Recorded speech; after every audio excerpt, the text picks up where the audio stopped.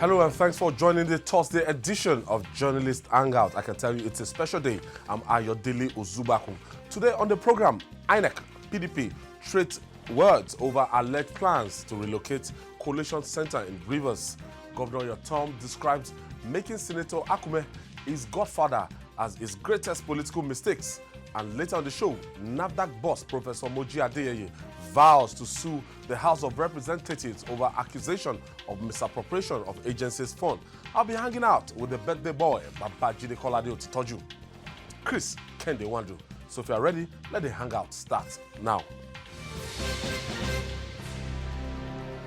Okay, before starting the hangouts, we like to just thank God, and the Bible says, teach us to number our days so that we can put our parts to knowledge. I think that's the psalmist. Yeah, the psalmist. You're not a pastor.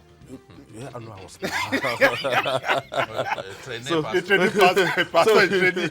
what to say? Happy congratulations to Babajide Kolade Otitoju. It's been all our fans worldwide. It's been just outpouring of solidarity this morning on all the social media, phone calls.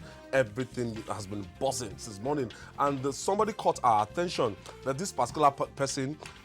He got to the reception last December. They didn't allow him to see Babajide.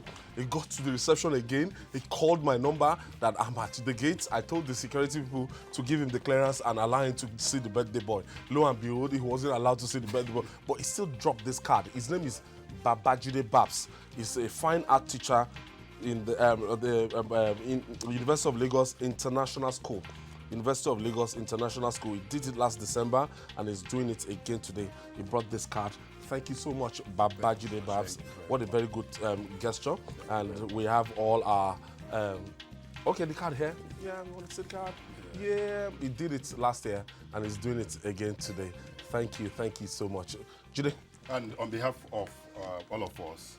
JH Crew. Yes, JH Crew. And all our colleagues across the globe want to use this opportunity to thank a wonderful man, a wonderful colleague, a friend, a brother.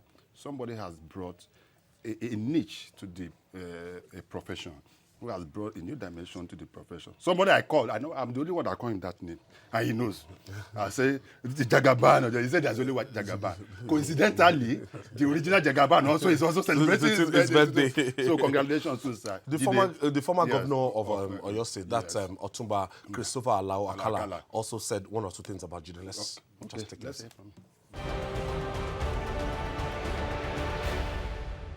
Do you know why I want to see Babajide? I like a journalist to be well informed.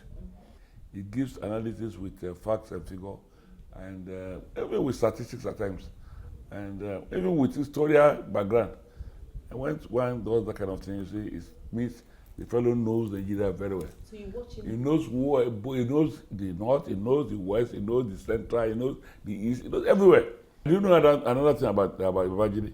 He knows everything about civil service, about army, about police, about almost everything. And in fact, if I were to say who is the journalist of the year too, I would give the journalist of the year. So I call him the maestro in the house.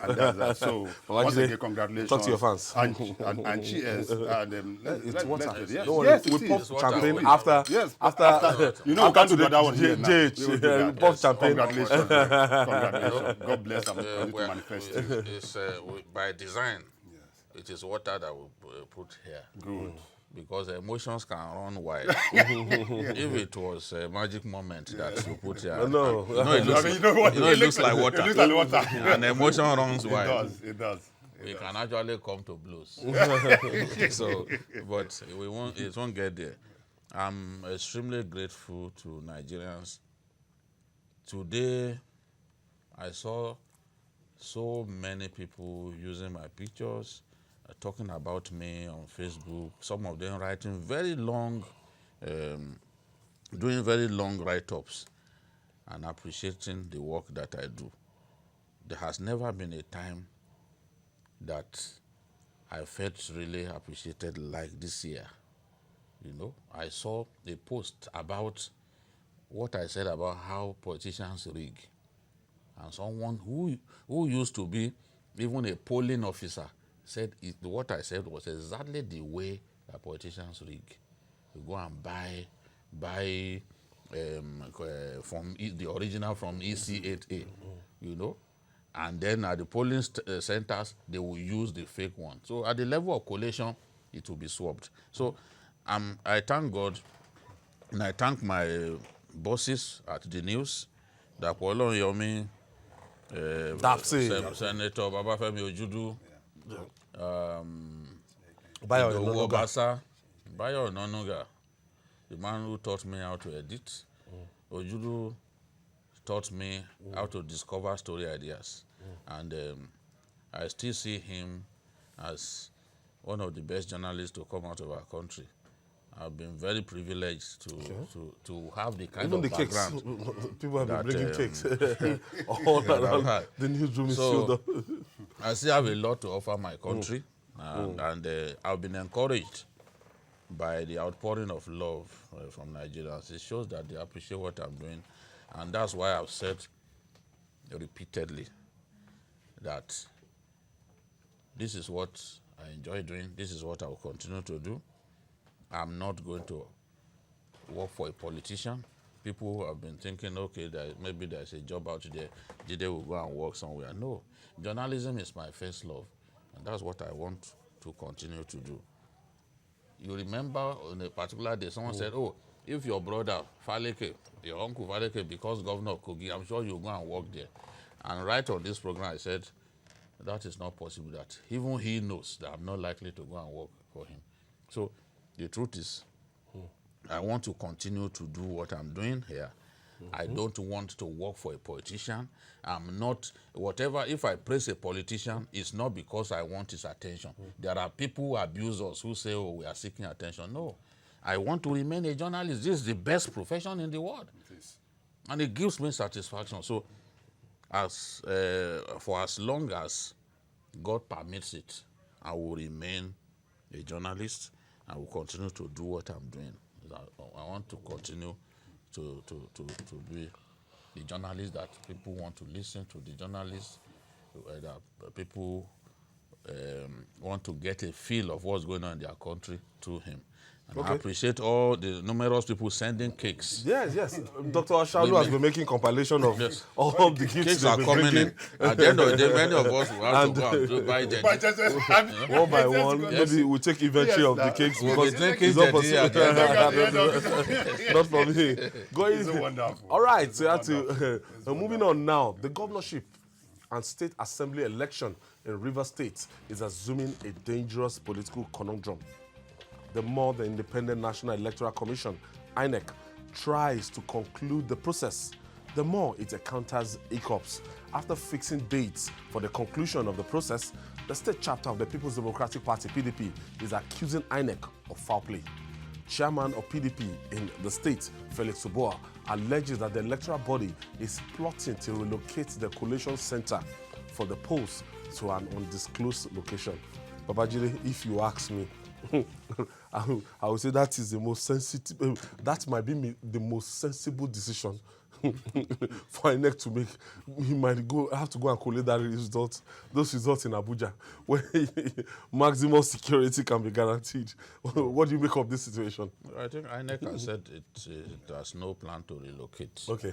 Well, it may also be a deliberate attempt to wrong foot those who may have ulterior motives. But I think that if the army is professional, if the police are professional, if the army refuses to work for Either of the politicians, if the police refuse to work for politicians, and they remain committed to their country,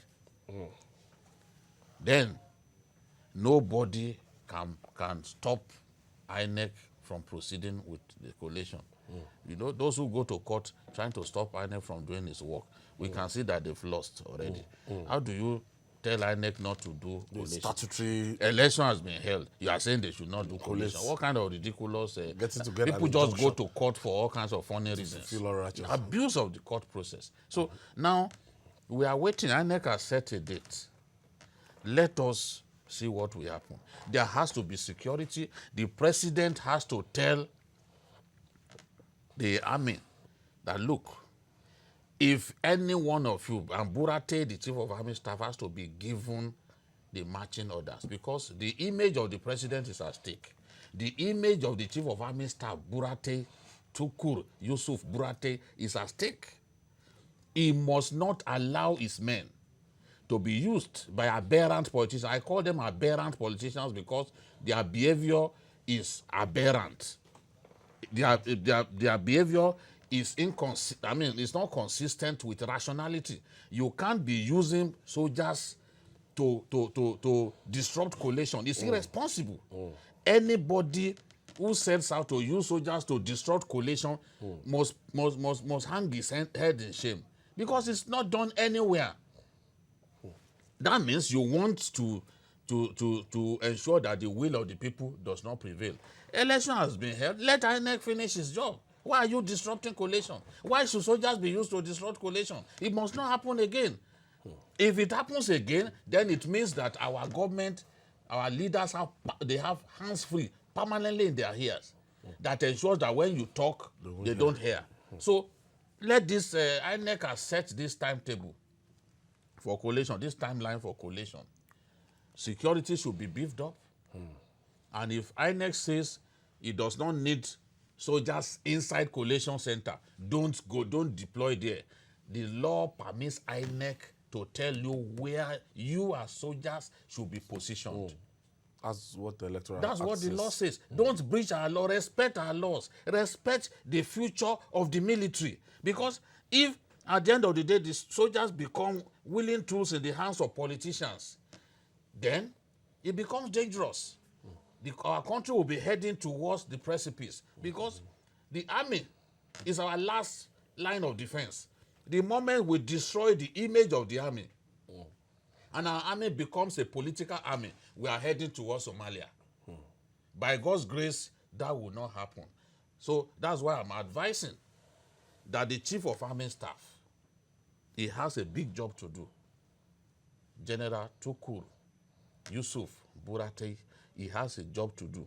Those commanders, in any case, the commanders that he must have found culpable for being used in the last election, he must punish them. The people that are even involved mostly are the infantry guys. He must punish them. No, the soldiers can't just dump themselves on politicians.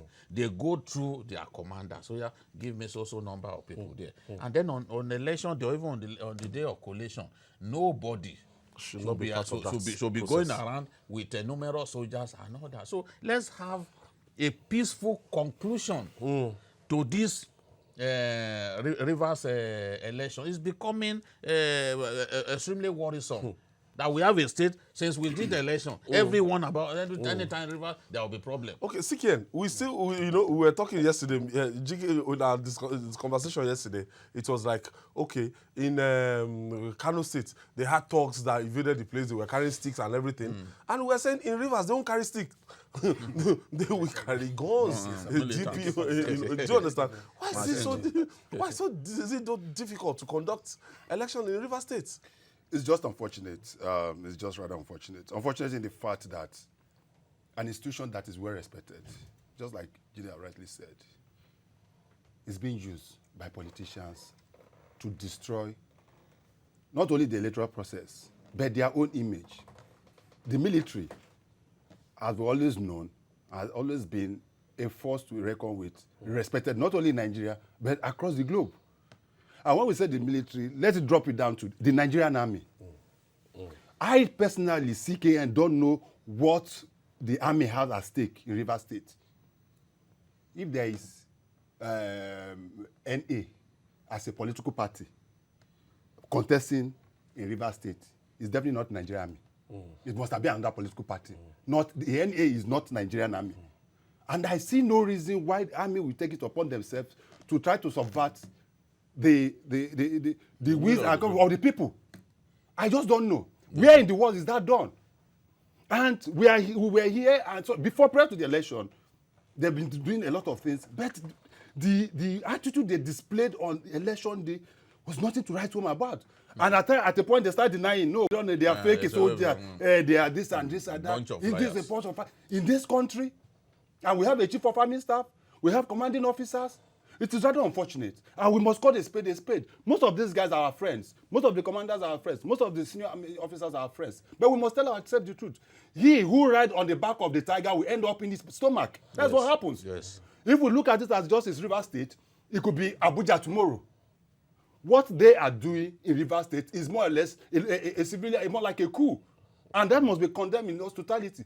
What I'm saying in essence is that the army had, and unfortunately, you know, initially it was just between now INEC came out with a press statement that it was the army. Do you understand what I'm trying to say? Yes. It was not an institution like INEC. They didn't tell and them that they to didn't come tell to them to come to the collation collation center. center. Now there's a difference between the individual The British and the government institution. also inducted. Even the European Union, European Union observers, they had a press conference and said that the army prevented them from coming close to it. Now, there's a difference between Nyesom Wike as a governor and the election in Rivers State. There's a difference between the individual and the institution. And we must try to, they can have any issue, you can have anything issue. Now, we have to get it right. And the president, he is the commander-in-chief. He's only the president and the chief of army staff that can give an instruction to move troops to, and nobody can do that. So it is high time, the election that is coming, collation or no collation, INEC has come out to say that, no, we're having the collation, we're going to have the collation. If the military is not needed, the military should not go close to that collation center. Let us have this election and get it done with. Okay, Jire, let's remove the collation part out of it. We saw the Kano experience. And I discovered that because of the criticism they've given to Nigerian army, you know, ahead of that supplementary election, they were, you know, they stayed away. Yes. And we saw almost in the chaotic situation with that supplementary election in that particular state. And we look at it, and something came to my mind when we were running around and said, if we had the military guys around here, there will be some sanity, and all these guys will at least be afraid of the presence of these military guys, and they won't be riding roughshod over us the way they did. Now, we have this catch-22 situation in our hand, that sometimes when you get to a very tough terrain, in River States, apart from collation, you cannot tell the military not to be involved in Rivers election, because the election in River States, you know, is not just an ordinary election. Guys come out with ammunition and everything. So how do we machine guns? So how do we draw the lines here? Nobody is saying the army should not get involved. That is the problem with us as a people. Like when we criticize the army, you see people, they will start saying, no, River State, you must use the army. We are not saying don't use the army. We are saying the soldiers should not get to collation centers if they are not invited. Not be partisan. There is a wreck of one of the states in the North Central that the military asked him that, look, should we come to your collation center? He said, I don't need you. There was no, I organized the presidential election, and there was no fracas. I don't need you at the collation center. If I need you, I will ask for you. The law is clear. We are soldiers shamelessly will climb a wall just to get into a collation center. And there are people are filming them. Foreign observers are there watching. Is that not a shame to Nigeria? That's what we are saying. We are not saying don't get involved in don't use soldiers. After all, they've used them in previous elections. But we've never had a situation in which soldiers by themselves will now go to collation centers and disrupt collation. We saw that woman, that NEC woman, who said that we have no result, no presidential election result for Moha. Why? Because soldiers came and ordered everybody out of the collation center and collected their materials, collected results, all that. Is that what they are supposed to do? Because a politician, an aberrant politician somewhere, will just ask access to the military. You now use the military that our parents respected.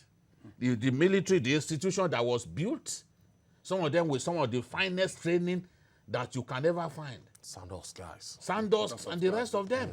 You know, the military that is respected in Africa, that brought peace to countries like Sierra Leone, like Liberia. Some aberrant politicians will sit down somewhere and try to mess them up in the name of politics.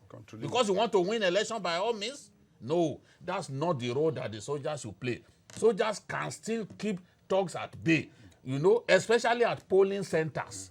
If you are not needed at the collation center, because look, you know, I've said it before that rigging is usually done at the level of collation. It's not where people are lining up.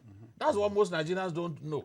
The biggest rigging is done at the level of collation. That's where figures are changed. So, but if you are not needed at the collation center, maybe we saw, look at in Taraba, the collation was shown live. We showed the collation of the results, governorship election live.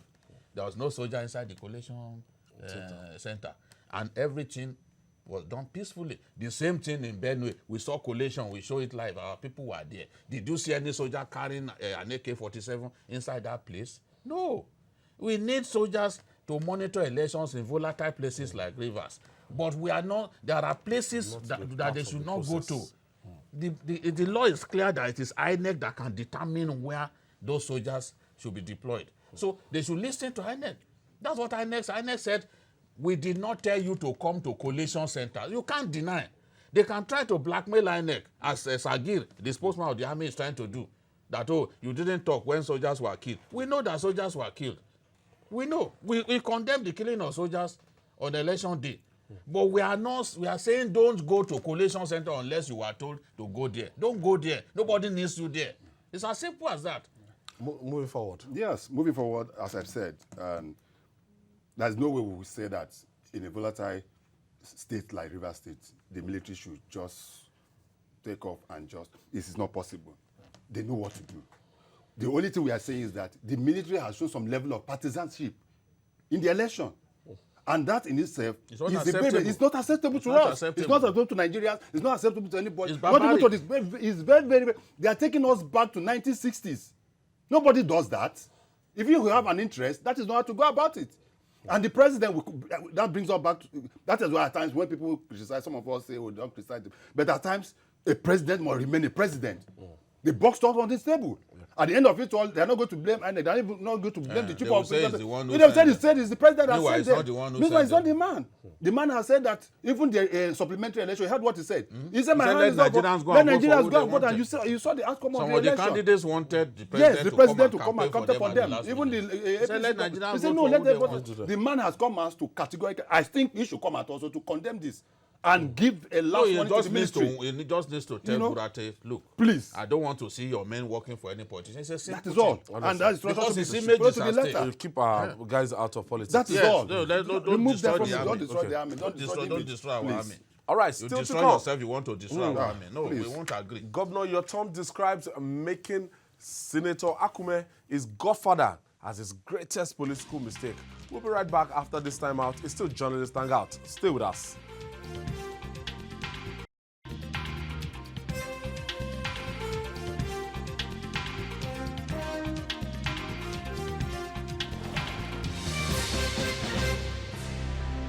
Journalist Hangout reaching you live from the television station of the year, TVCU. The first law of power, according to Robert Greene, in his famed book, 48 Laws of Power, says never outshine your master. But in Benue State, the godfather-godson syndrome in our politics has defied that. The strained relationship between Benue State Governor Samuel Yotom and his histoire political leader, Senator George Akume, ended in favor of the governor.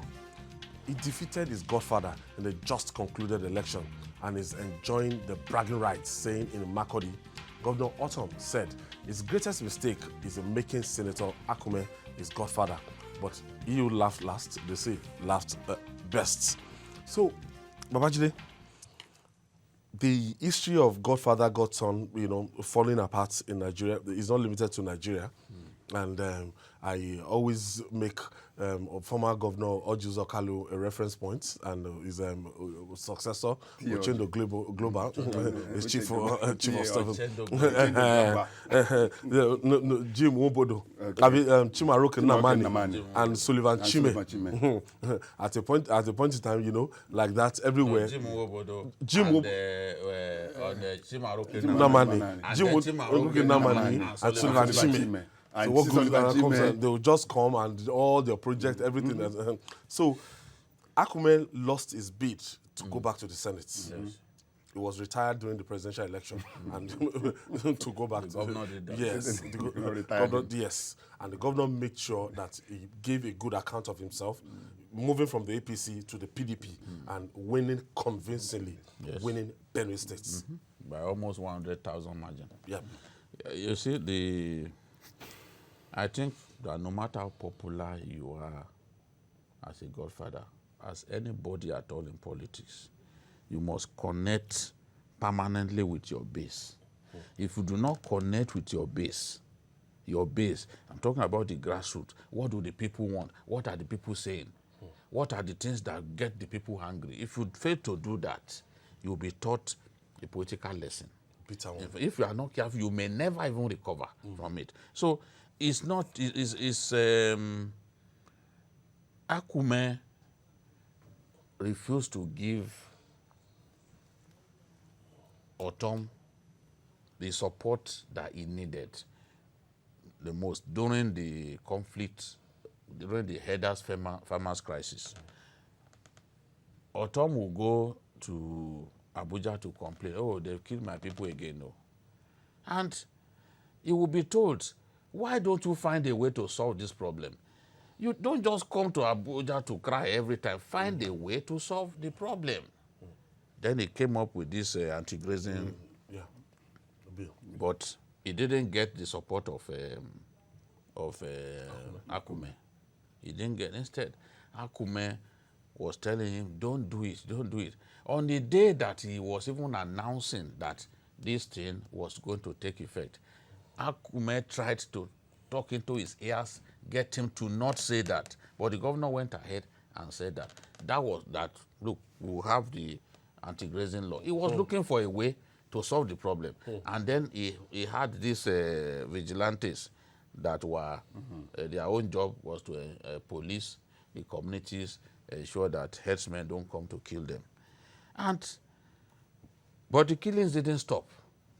The killings didn't stop. The more they were killed, the more the governor became unpopular.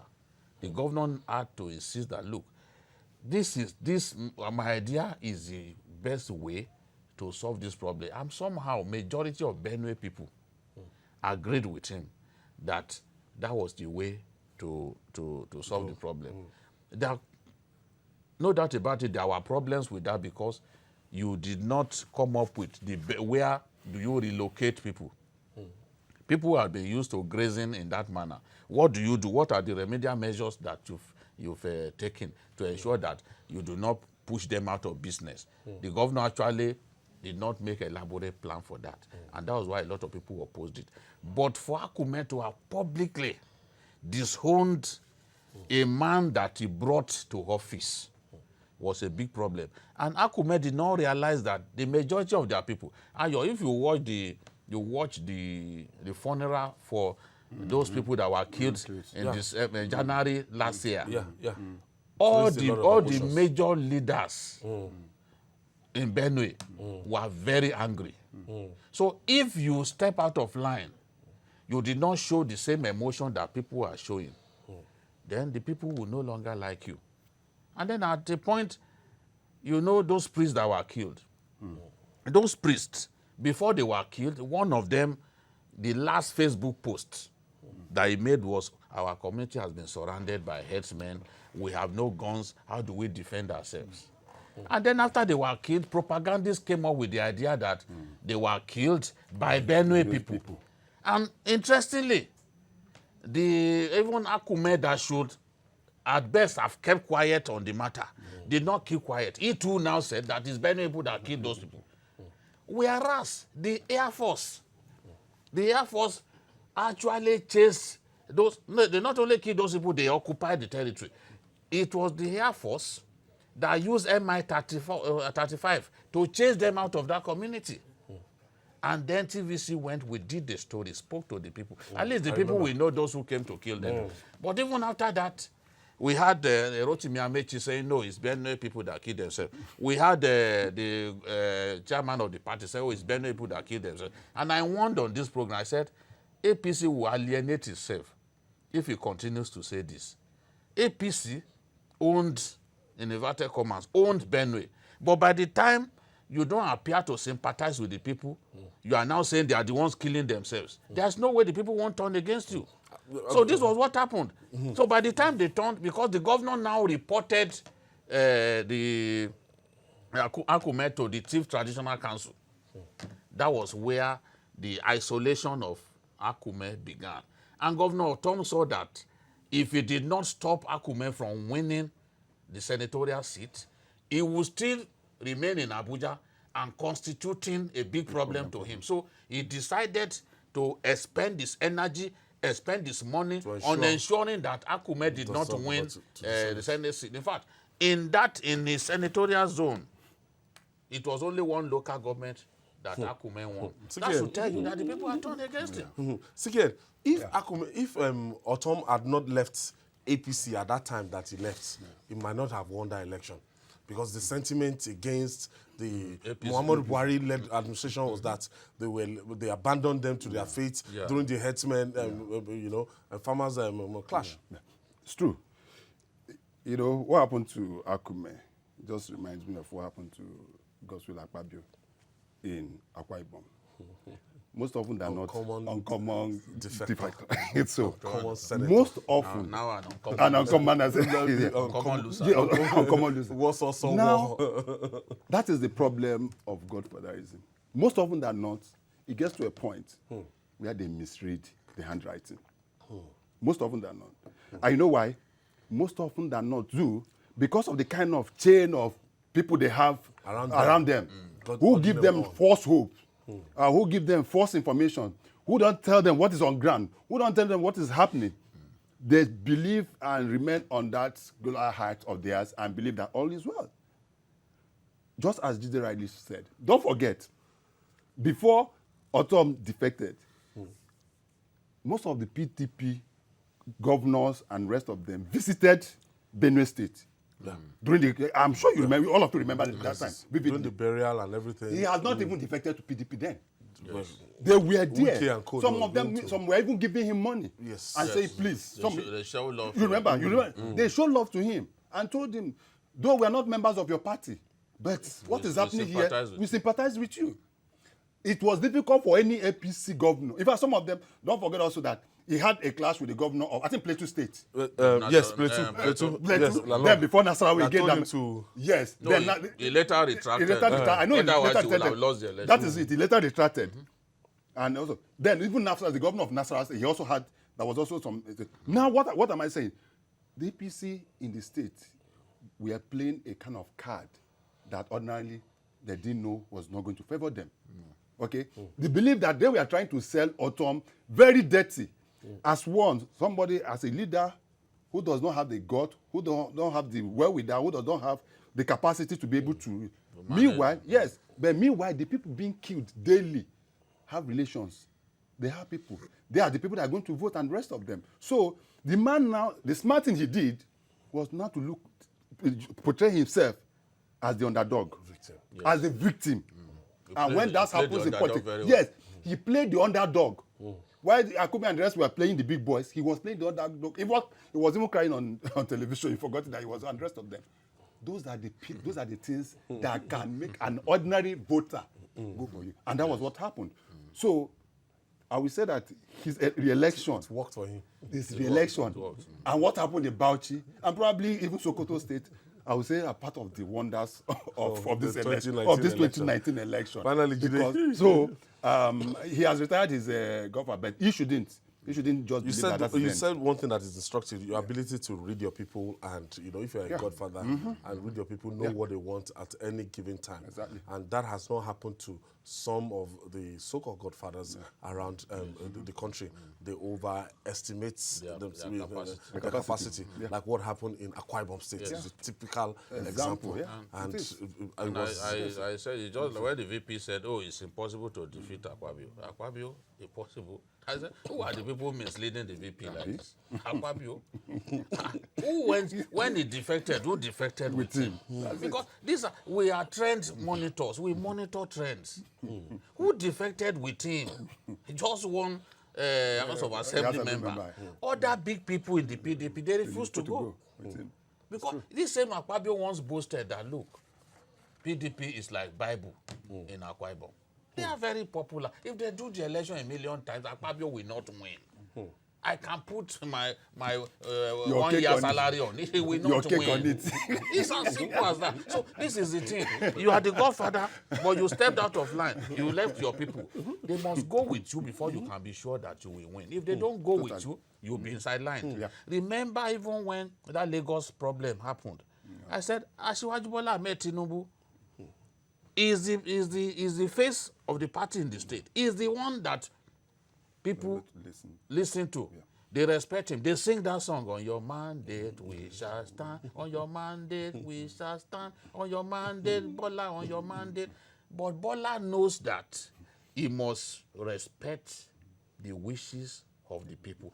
If all of those Babas, the Odunsis of this world, all of them say, we don't want this, and all the local government chairmen say they don't want this, do you think Bola Ahmed Tinubu will say, no, you people, we are saying rubbish. I want this. He will not do that. I said that on this program, that that's not his style. And he will not do it. And the man repeated it, that look, I'm a leader because they made me a leader. I cannot go against my people. The day you go against your people, you have tomatoes splattered on your face. That's the nature of politics. Some people don't get it. And once you do that, the election will teach you that lesson that you've refused to learn. So that is the thing. The people are very important. And the power people within any political group, they are very important. You must hold them tightly. You have people like Suswam, they are not with you. Suswam delivered this area. The area where the APC did well in Benue is in the Zone C, that is the Doma area. That's the area where they did well, which used to be originally even a PDP stronghold. But in Tivland, where the population is, they were dealt with.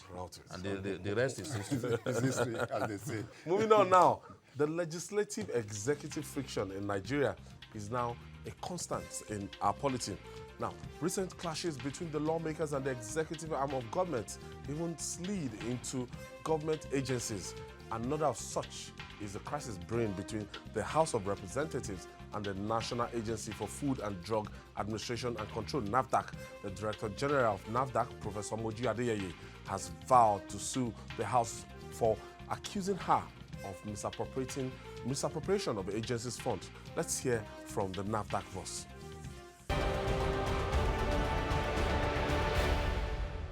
Actually, I did not divert funds.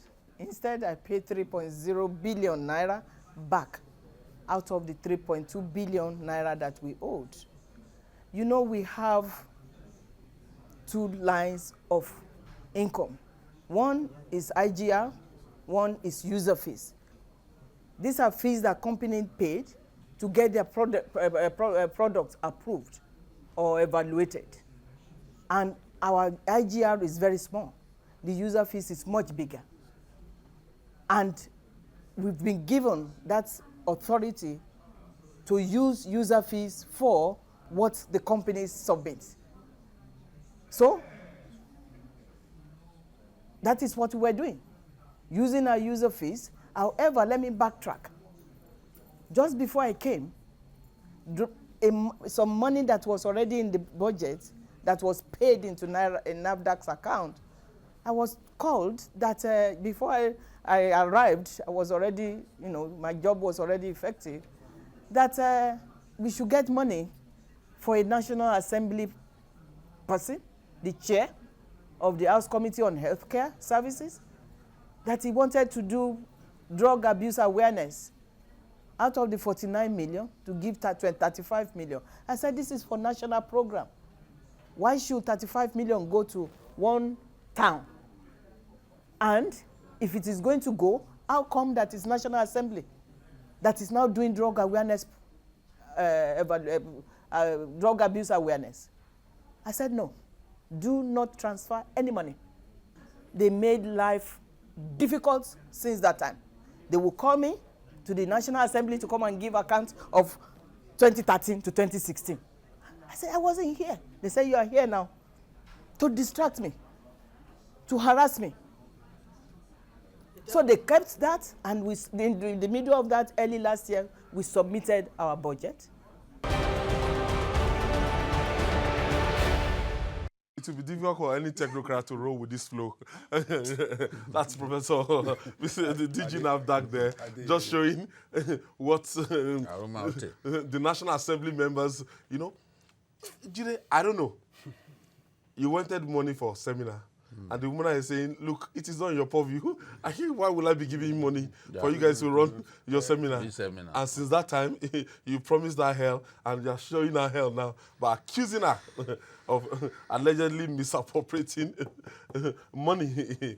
No, because the truth is they must prove that Professor Adeyeye misappropriated funds. Otherwise, I will back her wholeheartedly to take these people to court. Because in the discharge of your oversight functions, you are not supposed to harass people. Not supposed to harass people. You are not supposed to. But it might have been the norm before now. It's been the norm. That they you will see, go the there, thing is, you know, this woman came from a foreign land.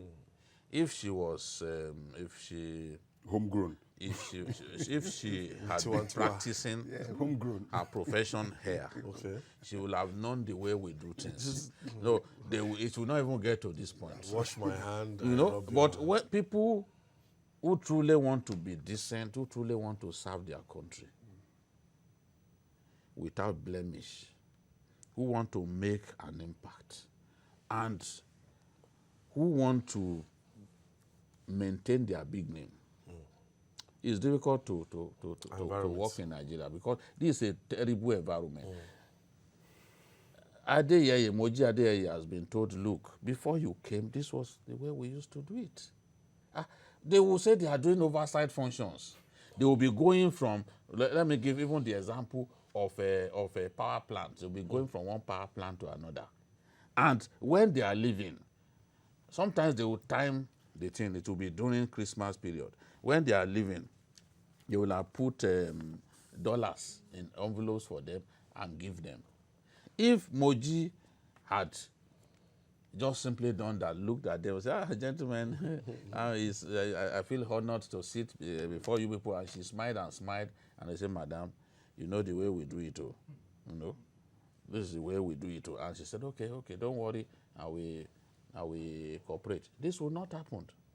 There is a certain Sokoto prince, Yusuf Suleiman, who used to be Minister of Transport. He faced this kind of problem.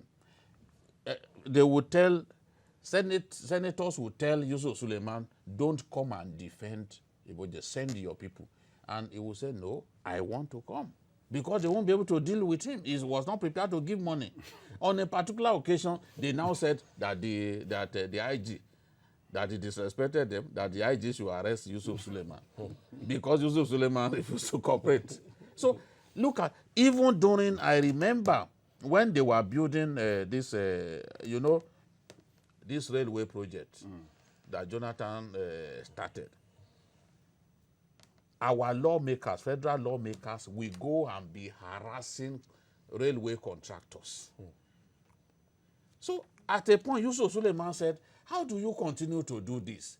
If you continue to take money from them, they won't be able to complete this project because money that they need to complete the project, you are taking from them. You are going to harass them. He now said, look, what we can do is you can set up companies. If you set up companies, the ministry can patronize your companies, but don't go on and be harassing our contractors. Because at the end of the day, they will not deliver. But this is the way we are.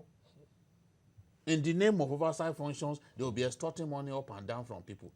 What has happened to this woman is shameful. Because, you know, I know her very well. I know that she will not compromise. Just like Aruma Ote. We frustrated Aruma Ote. And I learned that some of them have been telling her that, look, someone too came from abroad like you. We chased her out of the system. Is that how to build a country? Is this the job? Is the job of the National Assembly extortionate?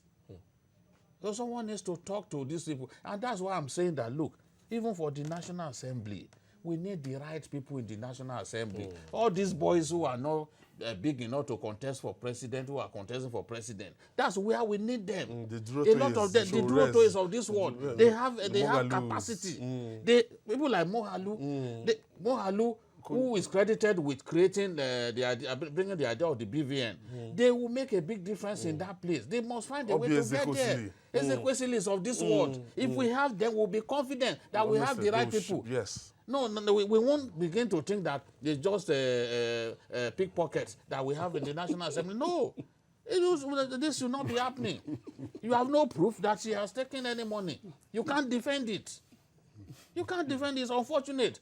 And when other people are watching, foreigners, I mean Nigerians who are abroad, diaspora Nigerians, if they are watching and they are seeing the way they are treating this, they will not want to take jobs in future. Nigerians who are decent, who want to truly serve their country, we should not use national assignment to destroy their name, because this is what we try to do.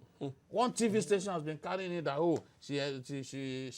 she has misappropriated money. This is not fair. Somebody who paid debt that she inherited. I mean, it's just unfortunate. What do you make of this? I'm not surprised. When it comes to our legislators, our National Assembly is just like Charlie Boy show. On Charlie Boy show, anything can happen at any given point in time. You can even sleep. So I am not. Why? I will tell you for a fact that all the ministries, all the parastatals, the MDAs, the MDGs, whenever they hear about this National Assembly people coming on courtesy visit or oversight function and the rest of them, they know there is trouble. They know. And do you know why most of the time you see them inviting and inviting ministers and he has not delivered? Frustrates.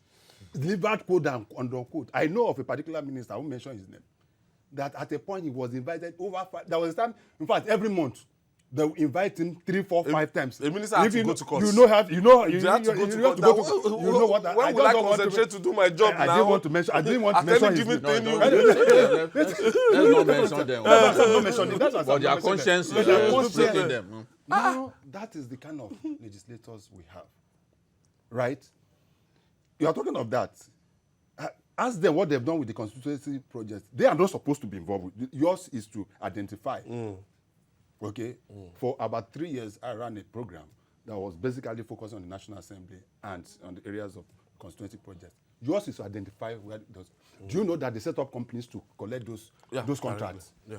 And at the end of the day, they won't deliver. That is the problem. So what this woman, somebody say wants to organize a conference for you. Out of, you have about 45, how much? 45. He says you should bring 35 million for a conference. Does that make sense? That's an agency that is underfunded. That's an agency that is underfunded. The woman has come to you severally and told you that, please, assist me to even show up. We don't have enough funds. You still want to take the one that is this thing so that they can share it. It's not even their job to be doing that. Those, is one oversight this. No, it's not their job to be organizing such conferences. What conferences? Awareness program on drug abuse. Let me tell you. They have committees. That is the job of the NAFDAC. The committees have their own funding. The committees of the National Assembly, each of the committees, they got fundings from the National Assembly. For budget, yes. For what they want to do. So why would they be now at the end for the oversight function? Then at the end of it, so what they now do now, they want to rope the woman, paint her black, paint her blue, paint her yellow, and the next thing you see that they say you should suspend her. Suspend her. That's what they did to Aruma Otena. For a whole year, they did not give up money. Yes, because they didn't give. And that was why. And the woman ran the place without the money. Let me drop on this. That is why Akuyili, when she was there, you know who Dora was. Dora took them one-on-one. And took them to the public domain. And that was why they left her. So we are having issues of drug. We are having issues of problem. Look at what is happening in Kano and the rest of them. Most of them. Very important agency. Instead of you to fund the agency to work on them, you are trying to extort them. Looking at the list of this, the 9 National Assembly members you've seen so far and everything, do we have hope that things will improve? We've seen the Senate, we've seen the House of Representatives, we've seen the ones that are returning, you've seen new ones. I have no hope. I see a lot of even those who are returning. There are people that I naturally would not want to see them returning. But they are back there. What do we do? And those bad ones, they are now poisoning the mind of the new ones who are coming, you know. So there's no hope. There's no hope. This what happened in previous assemblies will continue. And Nigerians, I think that Nigerians must get up and begin to challenge these guys. We challenge these guys. Let them focus on lawmaking. Let this style extortion has to stop. It has to stop. That's not what Nigerians want to see. Give us the right laws. Stop harassing decent people. Aruma Ote abused Ihembe. Ihembe, that lawmaker, yes. he abused him. He said, and at the end of the day, they refused to appropriate money, but she still continued to run that agency. Because if you are frugal, for example, now with NAFDAC, there's a percentage of their internal generated revenue that they are permitted to spend. So a determined and frugal woman like Moji Adeyeye will be able to use that to continue to run the agency, to the shame of the people who are trying to force her to part with money. Why should you organize a seminar? If you want to organize a seminar or awareness program, get NAFDAC to do it. You can even say, you can suggest to NAFDAC that NAFDAC, do the spending. We think that you need to do this. And then advise them, get NAFDAC to do it. Because part of your oversight function is even to advise. You know? But these people, when they sit down there, they assume that they are God. You know? They don't allow these people to work. The final day. Sincerely, just as Jide said, the ninth assembly, I just pray. I don't want to be so pessimistic that they won't be able to get it right. But you can be rest assured that we're going to still run into trouble water with them. They need to change their attitude. These are guys that are making so much money. Already. These guys they are sticking rich. So why will you be going to agencies of government that are not even having enough to be towards the end of the year, when they now start saying make returns of what you're spending and the rest of you need to see what these guys what they do. All right. We cannot continue in this way. I want to thank you, CKN. Thank you very much. And the celebrator of today. Yes, Birthday boy. If you are not far from us, if you are not far from Aladdin, you can just come to the garden now and let's just have a toast. And that's it on Journalist Hangout. Join us tomorrow for another interesting episode of the program. You can also watch Journalist Hangouts on our platforms showing on the screen. We're also on YouTube, youtube.com/TVC News Nigeria. Our feedback channel is Journalist Hangout at tvcnews.tv. I'm Ayodele Uzubaku. Bye for now, and God bless Nigeria.